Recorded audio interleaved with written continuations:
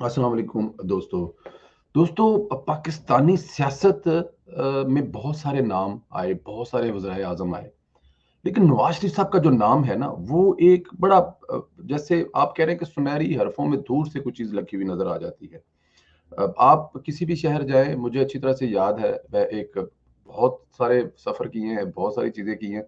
लेकिन यहाँ पे मैं जब मक्के से हम लोग मदीने उम्रा करने के लिए गए ना, तो दूर से ही मस्जिद नबवी के जो मीनार या कुतुब या चीज़ें जो नज़र आनी शुरू होगी, सुबहान अल्लाह क्या बात है। मतलब डिफरेंट समथिंग होता है। पाकिस्तानी सियासत में भी नवाज़ शरीफ साहब बाकी सियासतदानों से बड़े डिफरेंट हैं। उनके नाम के साथ चीज़ें ऐसी जुड़ी हुई हैं जिनको हटाया नहीं जा सकता किसी सूरत में। मतलब पाकिस्तान की तरक्की, पाकिस्तान का ऊपर जाना और पता नहीं जीडीपी से लेके मोटरवे से लेके बिजली मंसूबे पता नहीं क्या-क्या, फिर दुनिया के साथ मामलात, फिर हिंदुस्तान के साथ वाजपेयी साहब को उस लेके आ जाना मीनार पाकिस्तान पे और वो वाजपेयी का ये कह खड़े करना कि हम कश्मीर का मसला हल करेंगे, उसके बगैर तरक्की नहीं हो सकती और ये कहना कि मजबूत पाकिस्तान हिंदुस्तान के लिए बहुत अच्छा है।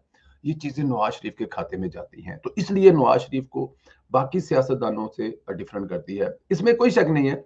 सियासतदान वज़ीर-ए-आज़म बनते हैं अपनी टर्म पूरी करने के लिए, लेकिन नवाज़ शरीफ साहब अपनी टर्म पूरी करने के लिए सियासत नहीं करते।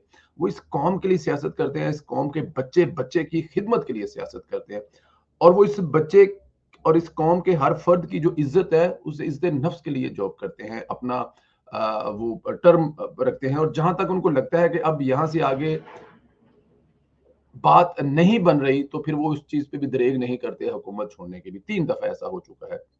लंदन में मियाँ मोहम्मद नवाज़ साहब से मिलने के लिए कुछ बड़ी 2 अहम शख्सियात मौजूद हैं। कुछ मुलाकातें हो चुकी हैं, कुछ मुलाकातें हो रही हैं। अब क्या मनाया जा रहा है, क्या बताया जा रहा है ये एक ज़ाहिर है उनके नाम तो डिस्क्लोज़ नहीं किए जा सकते लेकिन पेशरफ्त बहुत ज़्यादा है। लंदन इस वक़्त पाकिस्तानी सियासत का गढ़ बन चुका हुआ है और सिर्फ़ वजह मियाँ मोहम्मद नवाज़ शरीफ साहब हैं।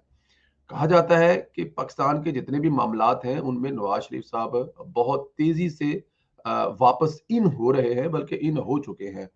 बड़े से बड़ा जो अदारे का सरबराह है, वो भी नहीं हिल पा रहा जब तक नवाज़ शरीफ साहब किसी चीज़ पे नहीं आते या हाँ नहीं करते क्योंकि ऐसा मुमकिन नहीं है कि अब पाकिस्तान मुस्लिम लीग नून की मर्ज़ी के खिलाफ इस मुल्क में कुछ हो जाए। अगर कुछ दाँव-दप्पा लगाने की कोशिश की जाए, कोई बड़ी पार्टी बनाने की कोशिश की जाए, फिर दोबारा नए सिरे से एक पार्टी उठा के खड़ी कर दी जाए, ऐसा हो नहीं सकता। पाकिस्तान को रिलीफ देने के लिए इस वक़्त सिर्फ़ और सिर्फ़ नवाज़ शरीफ साहब और उनकी टीम, पाकिस्तान मुस्लिम लीग नून के अलावा कोई और चॉइस ही नहीं है। इमरान खान साहब फरमाया करते थे कि मेरे अलावा एस्टेब्लिशमेंट के पास चॉइस नहीं है। नहीं, ऐसा हरगिज़ नहीं है। अल्लाह ताला की ज़ात ज़िंदगी से दे मियाँ मोहम्मद नवाज़ साहब, हम ये तो नहीं कहते कि उनके अलावा पाकिस्तान के पास कोई चॉइस नहीं है। लेकिन अगर कारकर्दगी देखी जाए तो ये कहा जा सकता है कि नवाज़ शरीफ ही वाहिद चॉइस हैं पाकिस्तान की मईशत के लिए, पाकिस्तान की सालमियत के लिए और कोई देखे हुए हैं सब हयात हैं ज़रदारी साहब हयात हैं, उनके बेटे अ, आने वाले दिनों में सियासत में सरगर्म है, वो नहीं चाहते इलेक्शन, वो चाहते हैं किसी तरह से इन हाउस तब्दीली हो और वो वज़ीर-ए-आज़म बन जाए, उनके नाम के साथ साबिक वज़ीर-ए-आज़म बिलावल भुट्टो ज़रदारी लग जाए, प्रोटोकॉल उनको मिल जाए, क्योंकि उनको पता है कि जो सियासत उनके फादर कर गए हैं या जो उन्होंने खुद पीडीएम से पीछे हटकर सियासत की है, उनकी बारी नहीं आएगी। कम से कम वोटों से नहीं आएगी, तो अगर वोटों से नहीं आएगी तो बूटों से आएगी। तो बूटों वाले इस पोजीशन में नहीं है कि वो किसी को लाके बिठा सकें। उनकी इस वक़्त जो मत मारी पड़ी है वो आपके सामने है। वो किस तरह फिर रिस्क ले सकते हैं? कुछ दोस्त ये भी कह रहे हैं कि ये जो सारा मामलात हैं तहरीक-ए-लबैक और उनके साथ मुज़ाकरात डायरेक्ट चीफ साहब कि मुल्क में एक छोटा-मोटा मार्शल लॉ लाने की अभी कैसे मार्शल लग सकता है? मार्शल लॉ लगा के चलाएँगे कैसे मुल्क को? आईएमएफ को और क्या गिरवी रखेंगे? आईएमएफ को ऐसे पैसे कैसे लेंगे? आईएमएफ की शराइ देखी है आपने? वो तो कह रहे हैं कि आपके अकाउंट जो है आपके आर्मी की जो अकाउंट है सीधा कहते हैं जी आर्मी के अकाउंट है वो भी लाएं हमें दिखाएं उनमें क्या है तो क्या इस लेवल पे जा सकते हैं आप नहीं जा सकते तो कौन चॉइस है मियां मोहम्मद नवाज से चॉइस है उनके पैरों में जाके घिरे हुए हैं उनके दरवाजे के आगे टली पे टली बजा रहे हैं कि मियां साहब माफी दे दो तो चलो वापस जाके मुल्क संभालो लेकिन क्योंकि मियां साहब जो है एक ही उनका नारा है एक ही उनका वादा है कि वोट को इज्जत दो इस मुल्क में इंतखाबात साफ शफाफ करवाए जाए और जो अवाम की ताकत से वो चाहे पक्के मुस्लिम लीग नून हो कोई और हो वो वहाँ पे आ जाए लेकिन अच्छा ये बड़ी अहम बात है पिछले दिनों में एक डार साहब का इंटरव्यू था तो उन्होंने उनसे सवाल जब किया तो उन्होंने कहा यार और वो किस तरह मांगे क्या वो टीवी पे आकर बैठ के यह कहें कि हम लोगों ने आरटीएस हम रोका था, हम लोगों ने धांधली की, हमें माफ कर दें, ऐसा तो कोई भी नहीं करता, ऐसा तो नहीं हो सकता। तो लेकिन आप लोगों को समझ आना चाहिए। तो इससे नजर ये आता है कि जो डार साहब का ये पॉइंट है कि अगले माफी तो मांग चुके हैं, लेकिन सिर्फ हम टीवी पे आके माफी मांगन तो रहे।